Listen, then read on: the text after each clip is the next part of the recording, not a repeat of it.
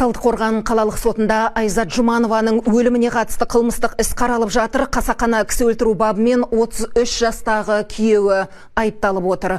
Куәгерлер не дейді? Көрейік. Ауруханаға өте ауыр халде түскен Айзат Жұманова реанимацияда жарты сағат арпалыстан кейін көз жұмған. Бұл туралы бүгінгі сот отырысында реаниматолог дәрігер мәлімдеді. Көп дене жарақаты оның аман қалуына мүмкіндік бермеген дейді дәрігер. Яғни мен көргенім біріншіден науқасты көрген кезде, яғни көз қарашықтары ұлғайған, агональды жағдайда патологический дыхание айтамыз.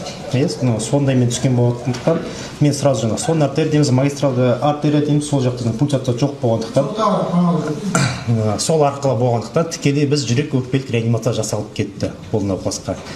Яғни 30 минут, яғни 2:35-те маған түсті, 3:05-те бұл кісіде биологиялық өлім тіркелді. Айзат Жұманованың күйеуі оның қазасынан кейін өзін-өзі өлтірмек болған. Бұл туралы Айзаттың ауылдасымын деген Әлішер Түкібай айтты. Оқиға Талдықорған аудандық ауруханасының алдында болған. Мәшинесінде артық сенесінде отыр екен. Оны біз ішіндегі балалар тексерейін деп барған кезде қасында анасы мен әпкесі болды. Далада тұрды олар.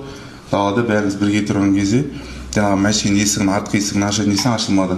Содан оң жағындағы алдыңғы есігін айналып барып, оң жағындағы алдың есігін ашып, қараған кезде ремень безопасностьқа өз мойнын орап, асылып жатқан көріп, артқы есігін ашып, сол бәріміз жан-жақтан жүгіріп келіп, көмектесіп, қолынан мойнынан жіпті шығарып отыр. Бұл жайтты Жетісу облыстық полиция департаментінің қызметкері Аслан Анарбек растады. Ол сол күні кезекшілікте болған.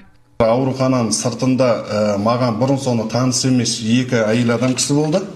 Және бір ер адам кісі, сыртта жүрді 3 адам кісі. Ауруханада жатқан әйел адамның күйеуі қайда деп мен сұрақ қойған кезде ол кісі автокөлікте деп айтты. Сол кезде жедел уәкілдер автокөліктің артқы есігін ашты. Ашу барысында артқы есік ашылған жоқ. Сол сәтте алдыңғы оң жақ есігін ашты. Алдыңғы оң жақ есігі яғни құлпыланбаған болды. Сол кезде жедел уәкіл мына кісі өз-өзіне қол жұмсап отыр деп айтты.